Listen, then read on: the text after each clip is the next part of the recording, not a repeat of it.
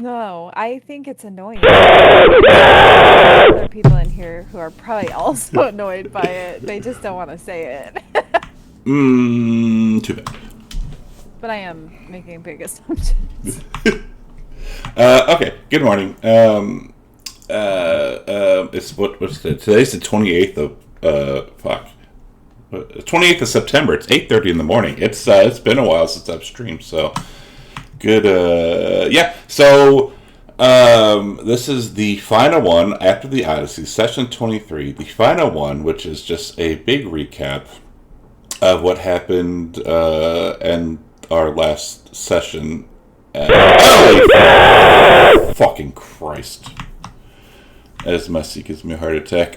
So we'll do a recap, and then after our recap, we have a session 0 of our Raiders game that's coming up in 2 weeks. But I want to do this, get this recap knocked out of the way before we do anything else. If Arcadia is around.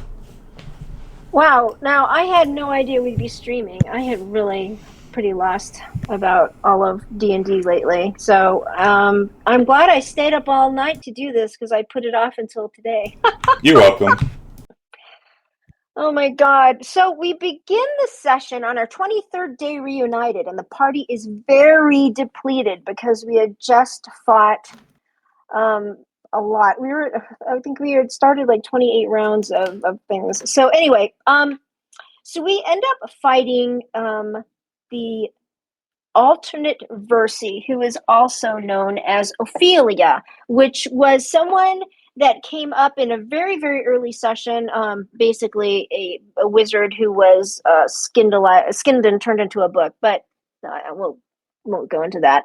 But basically, so we fight this alternate Versi. She has this thing called a nemesis blade, and she tries to get us with things called erase aptitude. Reminder that Tascalin had cast wish, and so he wasn't able to. He had used it up as a 9th level spell, and he did not roll well, so he lost his ability to cast it again. And every time he casts a spell, he takes necrotic damage, except for a cantrip. So he's basically emasculated himself. I'll say it since Scott isn't even on this. He's not here. Um, so basically, we fight her for a while. Mutrius blesses us. Corbin is taking massive damage. He is grappling her and dragging her around. Arcadia's hitting her with bolts. She casts Cone of Cold at us.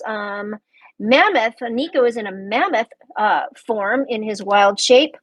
And he is, the funny part about that stream is that every time Nico got hit, Mammoth Nico, our player who was playing Ametrius, the same guy who's playing Nico, and he would make him make an elephant sound every time he got hit. So he'd go, ah! So I'm sorry, this is not the most streamlined recap because, like I said, I didn't expect to be streaming. Baron Broger subscribes for 66 months. It's his Ingorgio's favorite Dutch.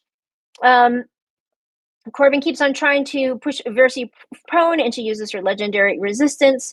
And Tascalin hits her finally with a cantrip, so he can't hurt himself. But there's something about it that she is immune to it. So she might be immune to spells beneath a certain level or something.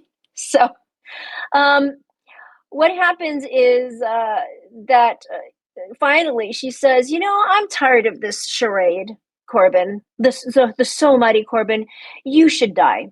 And so he manages to hit her, but then she casts power word kill on him, perma-killing him, and we hear a loud wailing from our good Versi.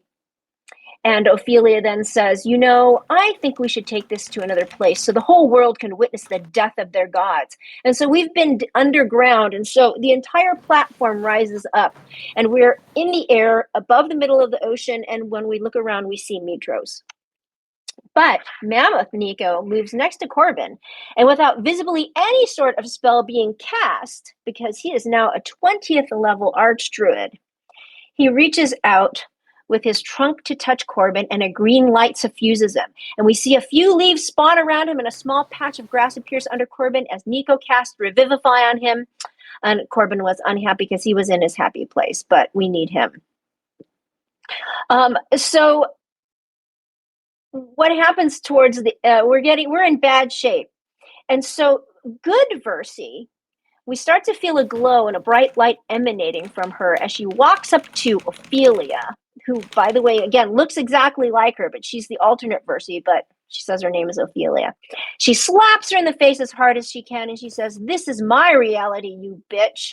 And a bright light explodes from her, giving all of us a long rest, but she has no godly power left. So Corbin is very pissed at this point, and he grabs his rune and grows even larger. So he was huge before, and now he's gargantuan. And so we are again in a big fight with her. Versi casts, Ophelia casts Finger of Death at Tasklin, but now because we have the long rest, he is back at full power, so he counterspells it. But at one point, Ophelia is bleeding, and she raises her hand to cast a spell.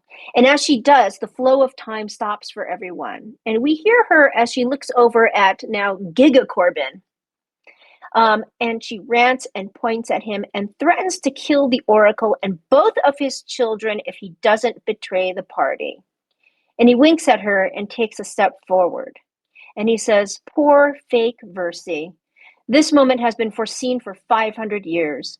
I was fortunate enough to be spared the knowledge until I reached godhood, but our time is finally up, you bitch." And he takes Titan's Bane and stabs it into her heart. And she falls over and she lies there dying, and he gets a sad look in his face, in his eye, and turns to the Oracle, the good Versi, and says, "Oracle, my love," and I remind you that's his wife. "Oracle, my love, thank you for the gift of ignorance all these long years. I'm sorry you had to carry that burden, but you shall still have our child, and you will now be free." And he looks at Callista, his daughter, who he named after Arcadia's aunt. "I'm sorry I won't be there in person, little one, but you have your mother, my friends, and I leave you the best companion in the world." And he points towards the dragons, which have been missing, but they are flying our way, and they are ancient.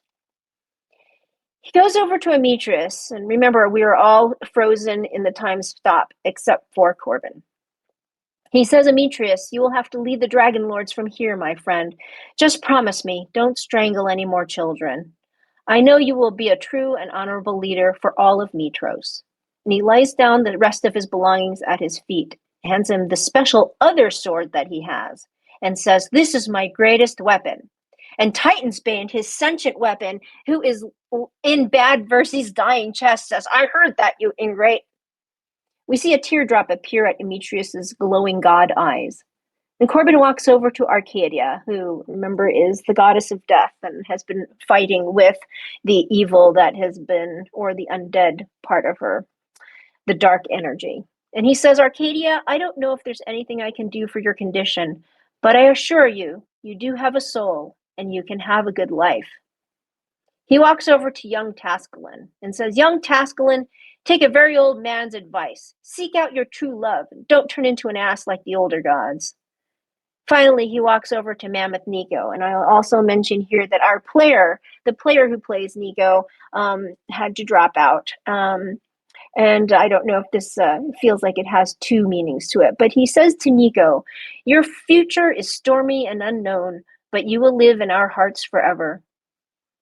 It is time. I must go now." And he steps back away from the group and starts to grow completely out of control. And as time resumes, we see Corbin growing completely out of control, and then he explodes. And as a brilliant white light comes over the is no longer here, and we are out of combat.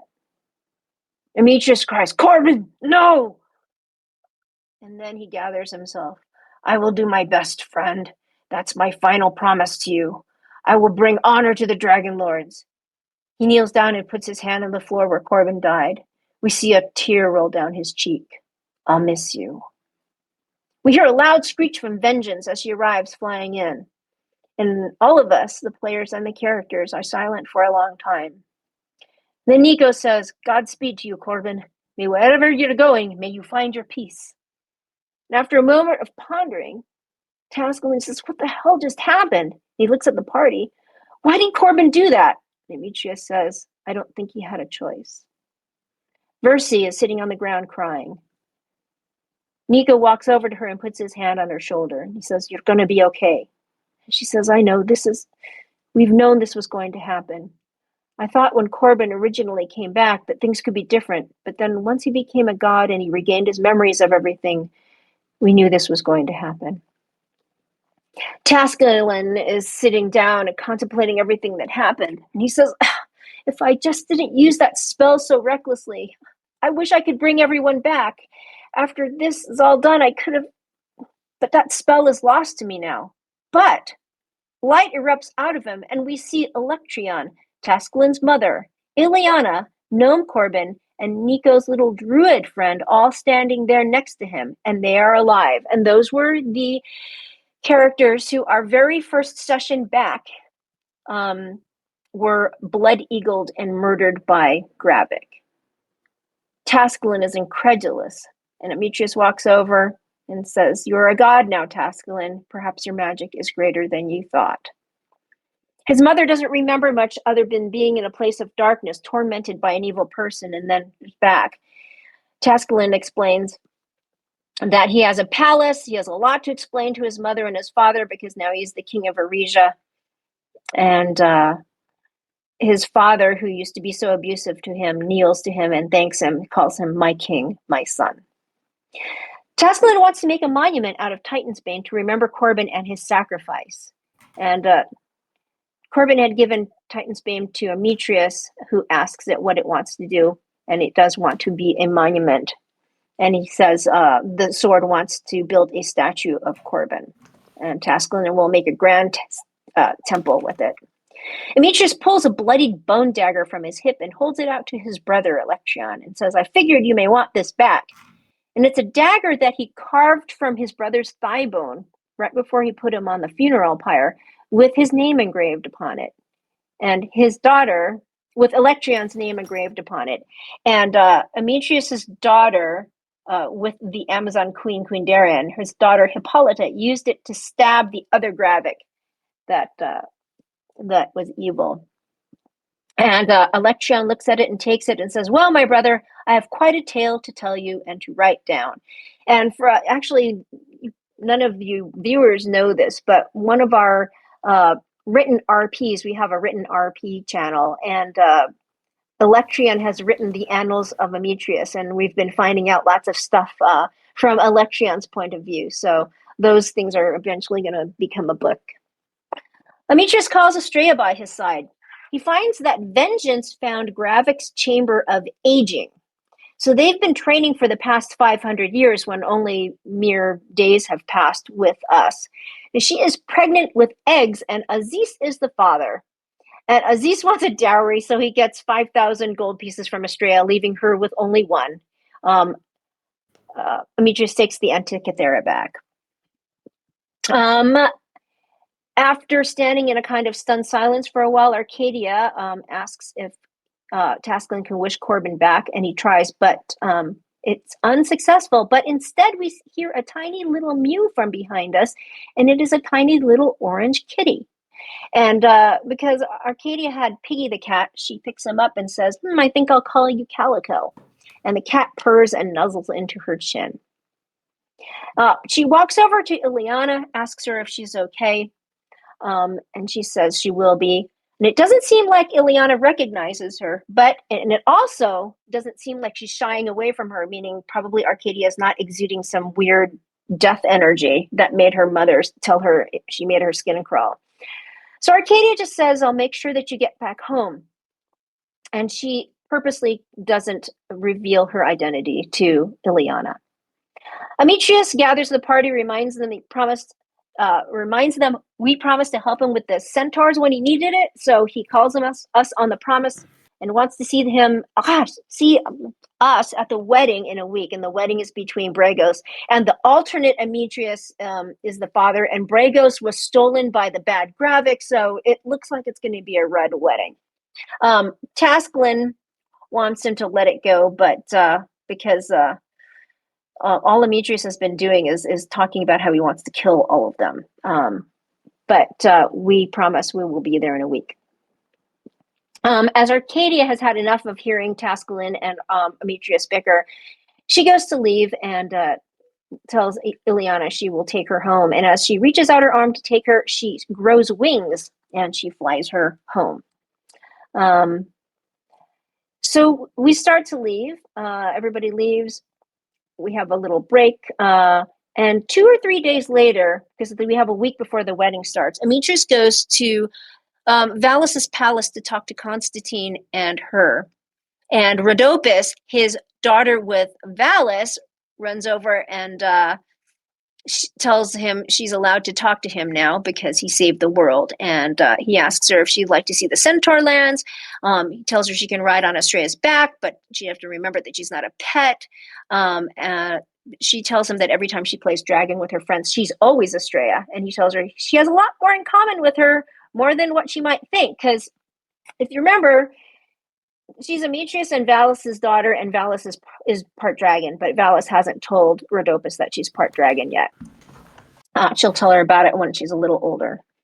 Amitrius walks over to Valus and Constantine and tells him that Corbin asked him to lead the Dragon Lords and protect Mitros. Valus starts to say something, but Constantine stops her. And up until this moment, Constantine has been pretty sassy with Amitrius.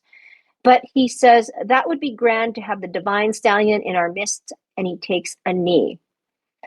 He says, after witnessing what we witnessed, there's no doubt in my mind that you are truly powerful.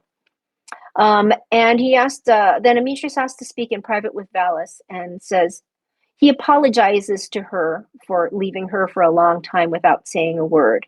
And says he intends to still be a part of his daughter's life and wishes to show her some of his Centaur culture with Valus's permission. And Valus says that is what always I've wanted, just trying to do what is best for our daughter. And so Amitrius will come and pick her up after the wedding. And also, Valus says we are honored to have the divine stallion in our midst guarding the city. Amitrius looks a little sad and can't read Valus's expression, and he takes his leave. And he goes to the Dragon Lords with Estrella. And the dragons all there lower their heads in reverence to this ancient dragon who could totally kick their asses.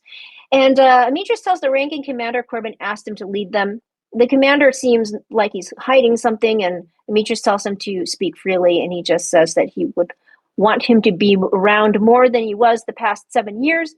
Amitrius says he will try to return at least several times and train the dragons, upkeep the code, and if it's time for them to stand on their own, he will name a successor. And as he walks away, he tells them he doesn't want them to kneel to him. They can all be at ease, and they all sigh in relief, and one guy undoes his belt and his gut falls out. And so Amitrius knows that Corbin had a proper bunch. Dan reached out to our player who played Nico, but hadn't heard from him. So in terms of what happens with Nico, Dan, the guy who plays Amitrius, is going to base what Nico does based on what he's done in the past. So he thinks he will go incognito, spend time with his family and raise them, and start a grove of druids in the Old Wood and begin training them, making sure that druids are a thing on Thylea. Oh, this is very funny. Brogart in here, we asked, how does a centaur ride a dragon? Because at this point, Amitrius had always said that he rode on it with Estrella. Now, Estrella, being an ancient dragon, is big enough to carry him on her back. But before that, apparently, she had a strap with handholds hanging from her neck. And so she would use her front legs to pick him up under his horse body, and he would hold onto the strap under her neck. So it was basically like he was kind of like hang gliding underneath her. And so she could just drop him off and he would just let go of the thing. So he could dismount very quickly. So that was that. Arcadia drops Ileana off at Pythoria, but not where her mother can see her. And she had sent a sending stone message back to Diana that she would take her back to Themis because everybody else got rides home from that weird platform in the air. But when she she drops her off away from people in Bemis. She tells her she loves her very much and says she needs to have some time to herself to get a handle on things. So she finds a secluded area because when Gravik died and his dark essence entered her, she suddenly felt a lot more powerful and had more abilities, which she didn't use in the fight because her archery is still her strongest suit. But she sat down, learned to control her powers, because remember, she would sit on a piece of grass and automatically kill it or go into a river and kill the fish. But by about day 3 or 4, she's able to control that, and so she doesn't just kill things around her. Nyx, her Stimfae, climbs out of her bag, and instead of being her beautiful silver, gold, and metal Stimfae, which is a metallic robotic bird, she comes out and she's completely black, and her feathers are now adamantine, so she's jet black like Arcadia. And she still retains that Amazonian magic of being a Stimfae, because even though Arcadia is no longer really, well, she's undead, she still identifies a lot as Arcadia. And as the week goes by, she realizes she now has control over all of the souls that Gravik held and tortured. And it's on her where they go, Elysium or Hell. So she is sorting through the souls in a very lawful, neutral manner, very different from the former Lady of Death, who was chaotic evil. Probably she and Gravik were. So there are 7 years worth of different souls. She has her work cut out ahead of her. So she eventually appears to Diana at the end of the week and tells her she has to go to the wedding. And I mentioned that because when Diana first saw Arcadia in her new divine form as Death, Arcadia was very nervous. And Diana put her at ease immediately by saying, well, this should spice things up a bit. And so I say, well, Arcadia goes see, we'll see if things are really spiced up. And then Engorgio makes me roll a performance check, which with a charisma of 8 was terrifying. But with advantage, I got a nat 20, thank God. That's about the happiest I've ever been to roll a nat 20. So everything goes really well. Diana tells her afterwards there's going to be a bunch of Amazons going to the wedding as well, so they will go there together. Nyla Gray, who by the way is my cousin, buys Clyde. He will show up later. Tascalin is in his palace yelling complaints about the monument that he's trying to build. His architects and artists are not doing his will. And a guard approaches and says that there's a gnome named Mr. Ossity, which is the gnome that was murdered. The former Corbin traded bodies with him. So anyway, he apparently is a great architect and did a lot of work in a giant city called Baldur's Gate. And so Tascalin asks him to share his expertise with the local architects. And he runs, I just have to say this because I went to all this work of transcribing. So Mr. Ossity rushes off and Tascalin hears him open a door and say, all right, you cocksucking motherfuckers, this is my place now. I rule this. I'm in charge. All you are my bitch. We will do what our god Tascalin has commanded, and if you have any issues with that, I will kick your ass. And then he slams the door. Tascalin just looks at the door, shakes his head, and walks away. He finds his wife in her bedroom, staring up at the chimney where formerly Corbin had taken a giant dump. This is a giant sitcom. So he tells her they're going to go to the wedding. He suggests he asks if she wants to bring anyone, perhaps her sister, because he thinks that it might calm Demetrius down and help him blow off some steam. Because if you remember in a previous session, they went off to bed, but Demetrius ended up in a trance because he was getting prayed to, leaving her tied up to the bed frame. So that is that story. Nico goes to the Hanging Gardens where Arcadia proposed to Diana and where she had unintentionally destroyed some of the grass when she became the goddess of death and was very upset about it. He goes to the Hanging Gardens and uses his druid magic to completely restore it and make it grander than before. And when we arrive, let's see, did I say anything about what Nico does? Right, he started. Okay. So when we go to the wedding, we thought it might be small and intimate, but there's about 40,000 people showing up. Any of the races that live in Thylea are showing up. A centaur runs up and tells Tasklin and Arija and Helen they have special accommodations for him and the wedding party, and his father are eager to meet him. And we find that the sus Demetrius that we've been talking about all this time, the one that Demetrius has sworn to kill, he looks like the older Demetrius that we all saw after we'd been apart for 7 years, and he is very seems very nice. He takes a knee in front of Tasklin as the king of Arija and a god, and he thanks him for honoring him with his presence and coming to his son's wedding. And Tasklin meets Bragos, and he's very, very, very handsome and looks like a younger Demetrius, and gives him gifts of gold, jewels, in a chest. And as Tasklin and Helen retire to the accommodations, people start to notice him, and they lower their heads, and he acts humble and tells them to raise their heads. He is a guest, and a child elf asks for his autograph, and he gives him a beautiful signature full of weave and magic. Nico is way on time. He doesn't care to meet the groom. He keeps a bit to himself. He will have used his alter form to look like his old self, like a regular dwarf, and he's wearing regular to poor clothes. And unless you really know him, you wouldn't recognize him from the battle or as the god Nico. And he hangs out with other dwarves, but also once Tasklin is settled in, he greets him in a subtle way.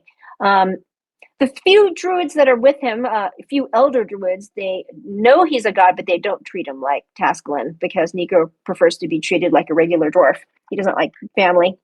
And we find out that the child druid is still in the grove being taught, and he lives with, he's basically his apprentice, but he left him behind. So when Arcadia arrives, she also looks like old Arcadia. She is dressed in her military dress and looks like the high commander of the Amazons, and Diana is with her, along with Queen Darien, but she's keeping her identity as the goddess of death secret, like Nico or like Batman. A centaur runs up, tells Queen Darien their wedding party would love to meet her. She looks at Arcadia to see what she would like to do, and Arcadia bows and says, "As you wish, my queen."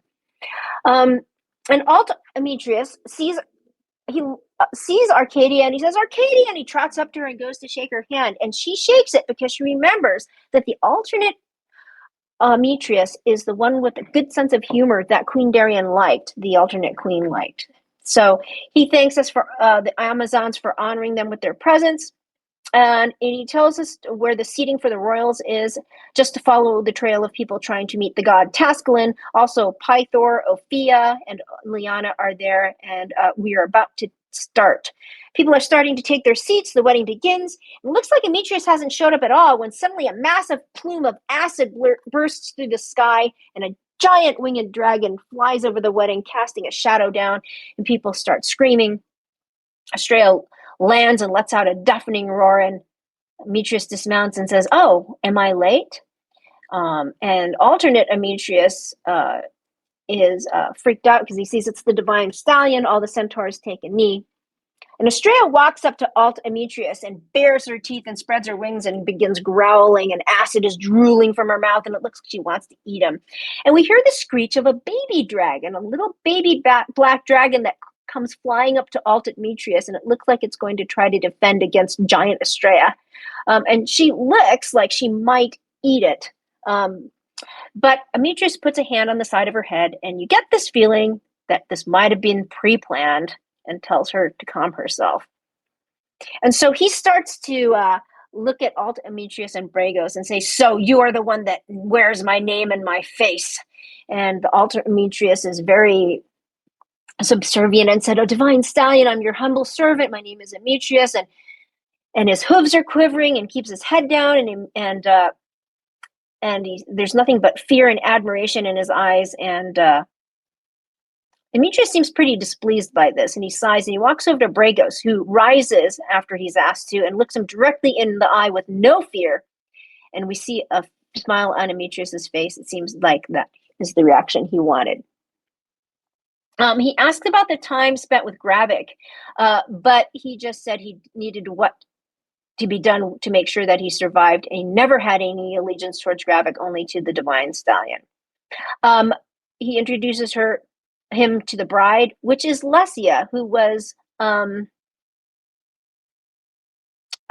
forget the guy's name. He was his daughter, and the guy, the traitor, Agrius, the traitor, and so Amitrus gives her her father's helmet and says that she is a champion of the centaur and should not kneel before him.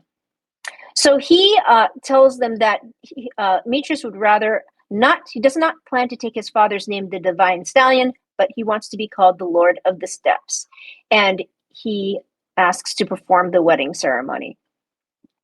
And so Amitrus teases Octasklin because he says, well, he wore the traditional wedding garb in Arezzo when Tasklin and Helen got married, and he expected Tasklin to wear the traditional centaur garb for a wedding, which is to be naked. But he doesn't. So Amitrus goes and performs the ceremony and says, before the Lord of the Steppes, before herd and kin we gather. The wind bears witness, the river listens, and the earth remembers. Two souls now stand as one, their paths joined as surely as the tracks of their hooves upon the plains of Thylea. May their days be many, may their love be strong, and may no storm divide them. As the herd protects its own, so shall they protect one another. As the seasons turn, so shall their bond endure. In the sight of the gods of the centaur and the gods of Thylea, they are bound. Tell me, Bragos, do you take this woman Lesia as your mate forever now and in the steppes beyond life? I do. And you, Lesia, do you take Bragos as your husband in the steppes of Thylea and the beyond forevermore? I do. Then I hereby declare you married. May you run together heart to heart forevermore. And he casts ceremony upon them, and a golden light suffuses them and binds them in wedding. And then they start to drink in the reception. During the reception, a couple of elves approaches the party, and they're the elves that were attacking us on the, I can't remember which, it was the island with, I believe it was Loopy Loopy. But anyway, they are apologizing for any transgressions they caused, and we let the past be the past. Then Pythor, Ophia, and Ileana come up and give the party a little bow. Pythor says, it's been some time, but we saw what happened, and Jesus Christ, you guys are beasts. So Amitrus wastes no time in challenging Pythor to arm wrestling and swiftly gets his ass kicked because he rolled a 10 and Pythor rolled a 27. And Amitrus looks like he's really mad, and then he says, you old son of a bitch, you still got it. So Pythor says, damn right, I still got it. Now where's these cheesy potatoes? And we see he's getting fat again. Ileana comes up to Arcadia, and she has her gaze down, and she looks very sad as she comes up to Arcadia and Diana. And she says she's so happy that, Arcadia, I'm so happy that you are alive, and we just thank you for all the help that you have given us over the years. And Arcadia looks sad as well for the past between her and Ileana, and she also looks at her mother, because the last time her mother saw her, she said, you make my skin crawl. And her mother has not spoken. So Arcadia nods at Ileana and says, loyalty to the tribe always, to family as well. And Ileana, you are both to me, and you will always be that. And she turns to go, and Diana goes with her. And as she turns, there's a figure that is running towards Ileana, and Arcadia knows about this. And it's Hatria, which early on in the Great Games, Amitrus decapitated her because we were under the influence of Lutheria, and we saw them all as Maenads. And after Arcadia had left Themis, for the very, very beginning of this campaign, her life mate, Ileana, ended up turning to Hatria, and they became mates. So her mate has basically come back from the dead. And I wonder if the Lady of Death had something to do with that. I think so. And as the party continues, we start hearing what can only be described as monkey hoots.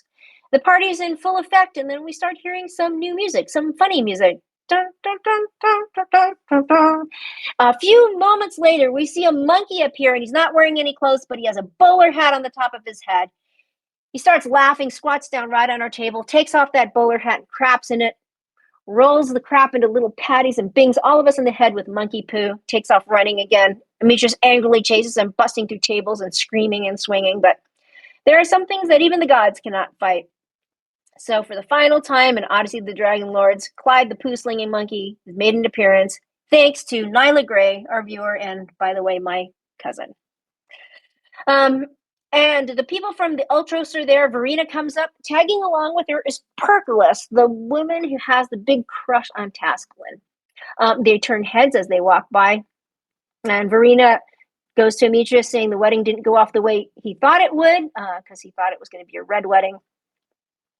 And he says, he looks at the Scorpion Isle centaurs, who are most of his crew now, and he rescued them. He killed the Lotus Witch, freeing them from the curse that cursed them to turn into scorpions if they didn't get riders. And he goes up to them and says, "Centaurs of Scorpion Isle, hear me. For the past 7 years you have served me faithfully under your oath, but I hereby release you from your oaths of service, and I name Verena the next captain of the Ultros." And they hold up their shields and start banging their swords against them. And he puts the captain's hat on her head and says, "Congratulations, you earned it." And he kind of laughs at that, and she says, "I've been kind of the captain of the Ultros this whole time. You just made it official." And he says, "You always got to get in the last word, don't you, Verena? Thank you would be okay." And she goes, oh, thank you so much, Divine Stallion," and takes off the hat and does a little bow, which makes her laugh. And at this point, Arcadia walks up to her because she was really rude to her on the ship. Verena was rude to Arcadia. And she gives her a dead stare because they're off the ship now. And Verena stares right back at her, but she feels like she's choking as Arcadia extends her death aura. And she says, "And congrats to you, Arcadia." And then Arcadia stops and just says, "I trust you'll be a fair and just leader and captain." And Verena approaches her and whispers, "I expect nothing less from the Lady of Death," and gives her a little wink. And Arcadia says, "Just so we know where we stand." And Verena says, "I will keep your secret, don't worry." And Arcadia says, "I'm sure you will." Tasklin sees Percolus, who hasn't said anything, glaring daggers at his lovely wife, Queen Helen, because remember, Percolus has been bullying Tasklin, but it's only because she really has this giant crush on him. And so she starts pretending that they have a relationship, calling him, "Tasklin, my love, it's so nice to see you again. I have missed you." And she starts saying, "We're old friends, and I see you brought your wife, and you're now married." And Helen asks who Percolus is, and Tasklin says, "Just a slight annoyance." But Percolus starts to say, "Slight annoyance? We're old friends. We grew up together. He was my first love, and I was his." So she's totally lying, trying to get Helen jealous. Tasklin says, "Enough of this. I wish that you were gone back to the Ultros." And poof, she disappears. Penelope, the queen's sister, seems to find an interest in Percolus, but when she finds out she's on a ship, she's not into water, so she drops it. Satera, Demetrius's first cleric, is there with 5 others, and it's the first time they've met in the flesh. He's going to name her the head cleric, and believes that together they can achieve great things and bring a lot of good teachings to the Centaur people, and he casts Bless on her and the others. And so with that, we're officially done with the game. We went into what happens afterwards a little bit. Demetrius said, and I don't know if he wants to change this from what he said on the stream, because then he wrote an RP and had a great, almost like a character history. Well, it wasn't like, it is a character history. But he was talking about spending some time with his kids, training them, spending some time with Satera, fleshing out the tenets of his religion, putting importance on things like justice and being honest. He spreads his religion across the land. Yeah, I can read the document. Oh, great! If you like. Okay, yeah. Because and they get a bit more in depth on what Demetrius did post the game. It spans about 1,000 years after the game ends. And with the Dragon Lords, he formed the Dragon Lords into a neutral order whose purpose was to protect Thylea and its dragons. But the difficulty soon arose in trying to maintain a dragon host within the great city of Mitros. There were incidents in which dragons stole, maimed, or killed, and the effects of their lairs also became intolerable. So he chose to bring the Dragon Lords to a new home where they would have the space and there would be no common folk. The entire Mithril mountain range was claimed by the Dragon Lords, where Vulcan's Mountain, where the old and now dead god of the Forge, his fortress was made into the new fortress of the Dragon Lords. And from this stronghold, they presided over Thylia, intervening only when they were most needed. They became known as a force of peace, protectors of the land itself. And Amitrius stepped down as the Grand Master, and he placed the command of the Dragon Lords in the hands of its new leader, Corbin's great-great-grandson, Gaius III. And he also organized the Great Games. Every 5 years, he gathered the new gods of Thylia within the arena of Mitros to host the Great Games. Champions from across the realms competed in honor of their gods, and the contests became known for their bloodshed. And it was said that Tascalin rewarded the victor of the Great Games with a wish. His son Junior, which he had with one of Sidon's daughters, he devoted much time to his children. He trained his son Junior to become a legendary warrior.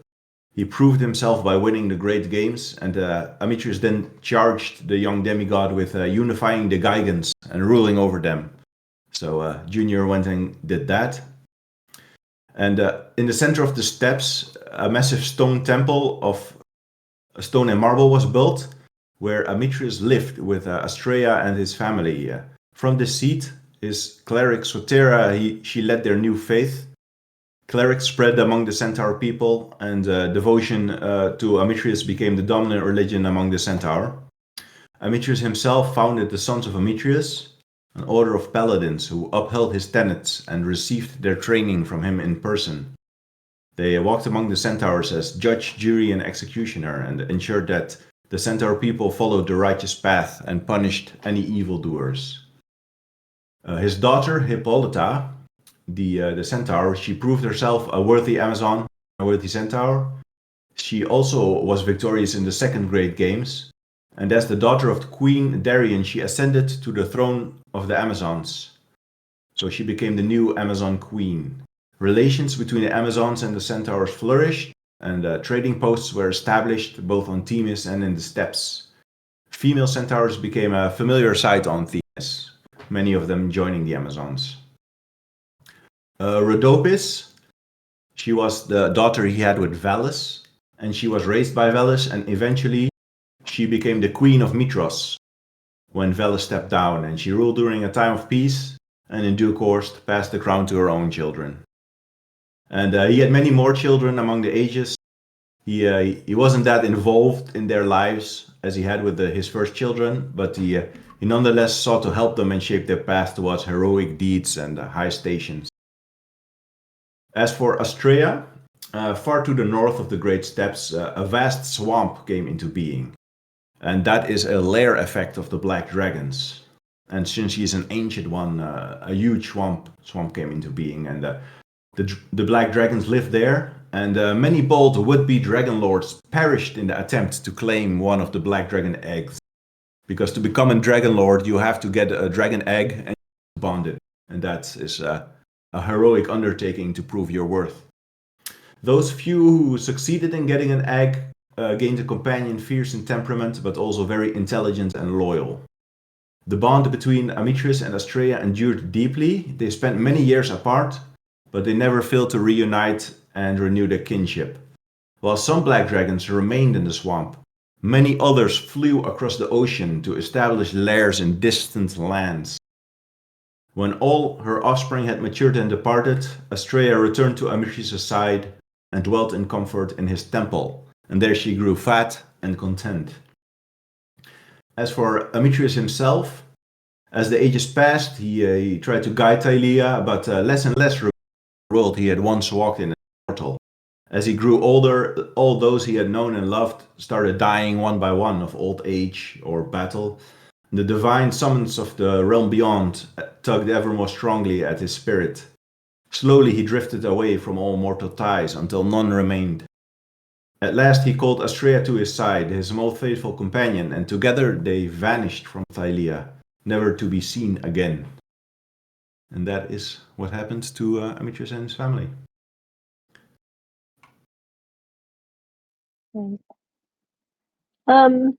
Did you?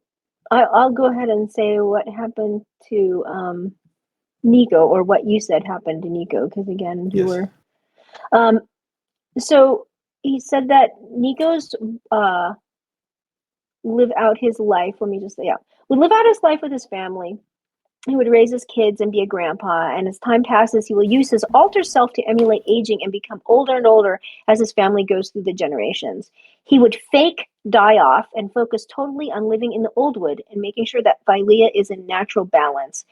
He would continuously train druids and be a bit of a mythical creature that appears every now and then, like a tree that grows somewhere with special fruits, or if a forest begins dying of the plague, a mysterious old dwarf shows up and offers to help, stuff like that.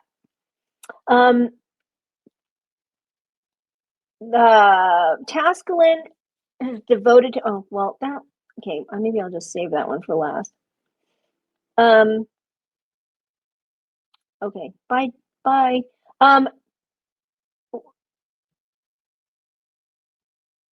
Well, okay, so, sorry. Sus. So, Tascalin has devoted himself to Aresia and does everything in his ability to make it the most powerful city-state in the world. He remains with Helen, having had several dozen children with her, and stayed married to her until she decides to die. Because what happens is Arcadia, becoming the goddess of death, is still in possession of the ambrosia, and she only extends this to the party members and people who are close to them, like their spouses. And she asks if Helen wants to be immortal so she can remain with Tascalin. And she does for a little bit. She does drink the ambrosia, but I think Skeph said that after about 300 years or so, she'd decide to leave and go to the Elysian Fields. But so then, having been 300 years, she has several dozen mad kills after several dozen children. I think I choose to die as well. So, after 500 years, satisfied that Aresia is in good hands with his descendants, Tascalin goes away to travel and learn as much magic and grow as powerfully as he can. And he disappears out of the world for several thousand years as he goes to practice and empower himself. But as he returns, he finds the city-state of Aresia completely decimated and destroyed, and he walks for years through the remnants of it, mumbling to himself, "I came from such far away to such grim tidings." And as he spends his years just walking through the remnants of it, he visibly ages, growing a long beard and looking how he feels. And he he just walks among the ruins, saying and mumbling to himself, "Grim, grims, grims." So eventually he finds his way to Corbin's temple, which is still standing, though it is still slightly dilapidated due to years of neglect and whatever happened to the land. And all his bloodline would also have been destroyed during this time. And he cannot find his immortal wife or any of his descendants in the rubble. But as he goes to Corbin's temple, he notices that several smaller but just as grand statues have been added to the place, all depicting Corbin during different parts of his life. His first life, his reincarnation, but still standing at the center is his godly form, which, by the way, grows ever so slightly every year. And it took a while for people to notice, but finally they start to see that the statue is getting bigger, but his kilt stays the same size. So we think maybe that's what caused the destruction of Aresia, because something might have been peeking out of the kilt by that time. But I digress, because our player who plays Corbin digressed. But eventually, so we see Tascalin, oddly enough, pauses in front of the little gnome statue and looks at it for a very long time. And eventually his eyes drift down to the ground, where he sees a staff and the remains of what was probably once a priest. And crouching down, he picks up the staff and inspects it. It's gnarled and aged, but for some reason, he can't take his eyes off of it, and he keeps mumbling to himself, "So far, so grim." He breaks the foot off the desiccated body that's lying before him, and he ties it to the staff. He rises to his feet and mumbles to himself, "Far, I am far, grim." And with that, Magic crackles around him as his body shrivels down to the size of a gnome to emulate the image of Gnome Corbin. He turns from the statue and walks out in his new form. And for those of you who don't know this, he becomes Fargrim, who is a recurring character in the Engorgio verse. I guess there was actual player who played Fargrim, but he became so popular that he just kept on showing up everywhere. But now we have a new origin story of Fargrim. Okay, so I saved Arcadia for last because I get to because I'm me. And it's been a long time of me trying to figure out what happened with her. And in the stream, I talked about reading an interesting article about immortality and what would it be like to live that long. And I talk about a Twilight Zone episode that I really liked, depicting death and how death can be a gentle transition when it's often seen as scary, and how Arcadia is so different from Lutheria, who was chaotic evil and Gravik. And Arcadia has always been lawful neutral, and I've always tried to play her that way. Interestingly enough, she never wanted to save the world. Her only goal was to save the Amazons. So she went to Nico as well, and asked if his wife wanted to be immortal. And Ursa said, "I am happy. It is every mortal's lot to be born, to live, to die, and now it is my time." And so what Arcadia was doing was she reach out her hand, look at Nico, and help Ursa, his wife, transition into the Elysian fields, giving them both a chance to say goodbye and also a very kind way for the transition. But since then, I've I was in the middle of, I found it really hard to really actually do a lot of D&D in between the time we stopped and right now. So I was in the middle of writing a final RP about Arcadia. So this is a draft. So this is not finished at all. So please forgive me. But this is basically what happens to Arcadia. And this is taking place as Arcadia in that week before the wedding, when she's just finished the battle against the alternate Versi. And I said that, she takes that week off, and at the end of the week, she and Diana spice things up, and I rolled a nat 20 and was very happy. So this actually happens right after she comes out of her isolation. Arcadia emerged from the cave and saw her mate waiting for her. "How do I look?" Arcadia turned around as if modeling a new set of armor. Diana scrutinized her appearance before finally answering, "Like the old you." After the battle with Gravik and the alternate Versi, Arcadia had spent the last week in isolation and intense meditation, finally having the time to explore her powers as the goddess of death. Her time on Arisia with Jocasta and Laertes had served her well, training her mind and strengthening her will, further building on what Petra had taught her. Arcadia wondered what the Amazon shaman warrior would think, knowing that her most frustrating student had not only finally learned her lessons, but now heavily relied on them. She knew she still had much yet to learn and master, but she felt she had enough control of her appearance to be in public. They walked back to Diana's tent, passing a few of her Amazon sisters, who bowed as they would to the High Commander and otherwise acted as they normally did. Once inside the tent, Arcadia breathed an audible sigh of relief. But now was the real test. She opened her arms. She could tell from Diana's expression that she too knew the gravity of this moment. They hugged, then kissed.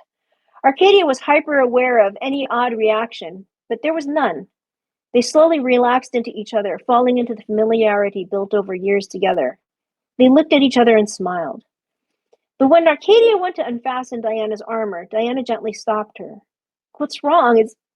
Diana hastily interrupted her. "No, love, nothing's wrong. But I don't want you to alter your appearance on my behalf. I want to be with who you are now, not who you were. I don't want you to repress anything with me." Arcadia's stomach dropped. She had only recently been able to stop killing the grass she sat upon, and the fish. "I'm afraid I'll hurt you, Diana, or worse. I don't know the full scope of my powers." "Then let's go slowly." A thought occurred to her, and Diana frowned. "You flew with Ileana. Did she seem hurt by you?" No, and I don't know why. My mother said there was something about me that made her skin crawl, and that was before I physically transformed. Well, I don't feel anything weird from you. Seeing the fear and doubt in her mate's eyes, Diana took Arcadia's face in her hands. We'll take it slow. I'll tell you if I feel anything concerning. Arcadia nodded and stepped back before relaxing her mental grip on herself. You look good as a brunette. The unexpected comment made Arcadia laugh. Diana smiled and stepped close, tracing her face with her fingers, taking in the changes. Let's see if I'm right about this spicing things up. I mean, how many people can say they've had a first kiss twice? Their lips touched, and it felt to Arcadia as if floodgates had opened. Diana gasped, causing Arcadia to pull back in alarm, but her mate grasped her and kissed her hard. It was during the next few hours that Arcadia realized she had not yet fully changed into her final form. Up until now, she had engaged with the blackness Demetrius had seen during the theogenesis spell. But the love she felt for Diana, consummated in her new form, freed the radiant light, the divinity that waited in the shadows, to balance and temper the dark. And it awakened her body, now a paradox, with a heart that beat with no need for blood, lungs that breathed with no need for air, pores that sweat with no need for cooling. After they had had their fill of each other, Arcadia brushed Diana's hair aside to search her face. Her mate barely had the breath to gasp out, "Oh, thank gods." Arcadia laughed like she hadn't for a long time. Over the years, many things occurred. Arcadia found in her first days as the goddess of death that time flowed differently for her now. She was gone for several hours, starting to work on the backlog of souls Gravik left, only to find that only a few moments had passed on Themis. Demetrius has promised to return to Themis to take Hippolyta to the steps and introduce her to centaur culture. While he was there, he told Queen Darien he told Arcadia about Hippolyta. And after Hippolyta returned, Arcadia gave her private instruction on archery and gifted her the oath bow when she came of age. The elders insisted she keep the amulet of health as a small token of gratitude for saving them, and Arcadia in turn gifted that and the helm of darkness to Diana, who cemented her place as the deadliest assassin on Themis. Hatria and Ileana returned to Themis. Hatria told the Amazons a new lady of death restored her. She regained her title of matriarch of the tribe of the eagle. Ileana, with the stability of having Hatria back, restarted the tribe of the hyena as its matriarch. They maintained a cordial yet distant relationship with Arcadia. It was not long before Arcadia started hearing prayers. As the goddess of death, she was not hardly worshipped and mostly feared. But she started, and this is where I'm running out. I didn't write this down, so it's going to be a little rocky. But basically, she was hearing prayers of some people who wanted to die, people who were in terrible physical pain or suffering. And she would come to take them. And she also would work with the souls. Some of the souls in the afterlife were really restless, and talking about raising dead, which she always felt was evil, but she realized it could be used for good in the sense of white necromancy. And her legions of undead, if she rose them, were the ones that were unhappy with being dead, like centaurs who died in their sleep and who really wanted to, die in battle, things like that. So she had a reputation as a fair, merciful, yet fierce, kind of exactly what you would hope for in a neutral goddess. But about 10 years later, during mating season, a man was seen entering Diana's tent. She said afterwards, after that she needed to spice things up in her life, and 9 months later had twins. And twins were of such a rarity that they were considered sacred and always kept no matter the gender. One was a girl who had dark brown hair like Diana, and she and Arcadia named her Kyra.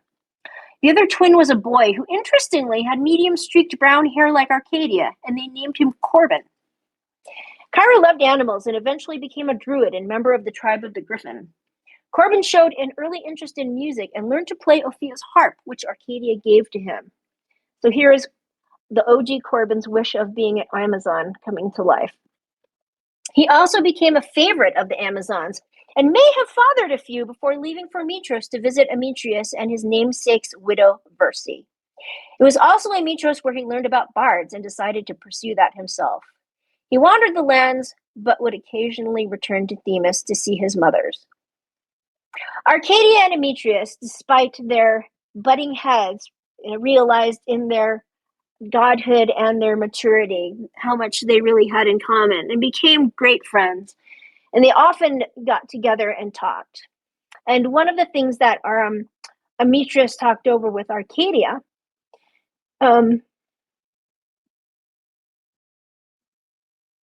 was her relationship with death. And it's interesting that she became so closed off at the beginning of the campaign because of her great loss. Her loss of her mother, her loss of her aunt, which is what caused her to be so closed off. That was her way of protecting herself from any more hurt. So she had a lot of really good talks with Demetrius.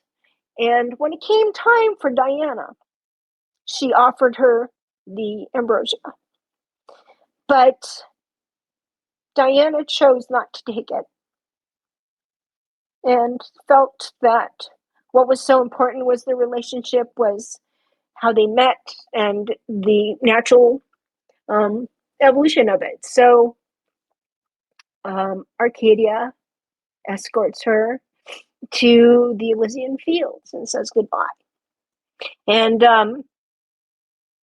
she continues her friendship with Demetrius. And eventually, as he said, you start losing everybody and you don't know anybody and all the mortals die. And but she had a great relationship with Demetrius. But eventually, time passes and it passes in a weird way, I think, for divine beings. So 1,000 years passes and it might not feel like that to her. But Demetrius decides to leave. So that is, I'm not sure what happens to Nico. He might still be around, but Demetrius was her, I guess, about her best friend at this point. So she is, she might have tried to take any lovers during those many, many years, but really didn't find anybody. But one day, she feels a presence. And this is, hundreds of years later. And she turns around and there's something familiar about it. And she looks and there is I don't know how to pronounce this, an Erinwise, whatever. We had seen them in the past. They're these very, very powerful creatures who are basically goddesses of vengeance. And they come and grab people who have broken oaths and things like that. And I didn't get to write this scene, but basically she finds that when Diana went to the afterlife and decided to work on her soul, and eventually over hundreds and hundreds of years found divinity herself, and in a warrior way, as the Amazons would, and they are reunited. So Erinwise, thank you, Robin.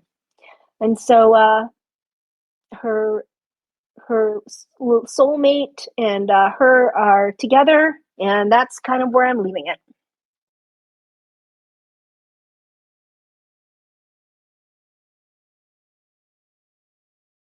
Yay.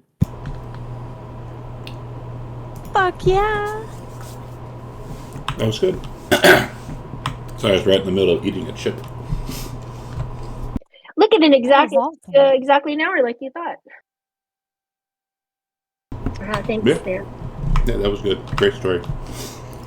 But yeah, Corbin doesn't have anything because Corbin's dead.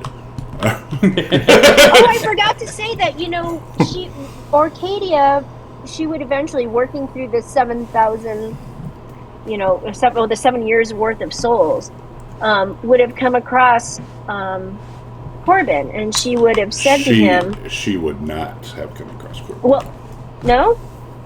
No. Oh, okay. Corbin's in a different place. Oh, okay. Never mind.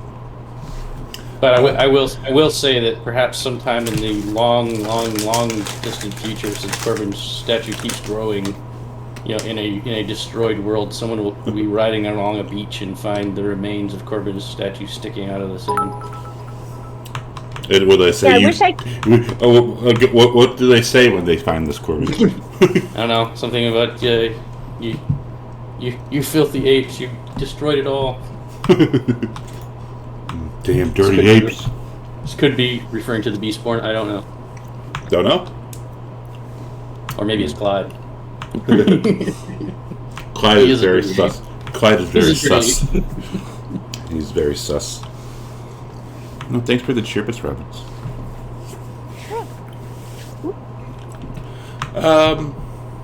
Okay, that's I think that's a wrap for Odyssey. Woohoo. Wow. Yeah, it's finally over. Motherfuck me. Oh my And god. I just had to. Corbin went to a farm. Yeah, Corbin went to a farm up north, and he was looking at the pretty flowers. Okay, that's a wrap for Odyssey. I'm going to cut the stream here as we go into our session 0 for Odyssey, and whomever is watching on Twitch, come back on the 12th of October at 8:30 in the morning Central Time for session 1 of Rages of the Odyssey. Until then, thank you very much.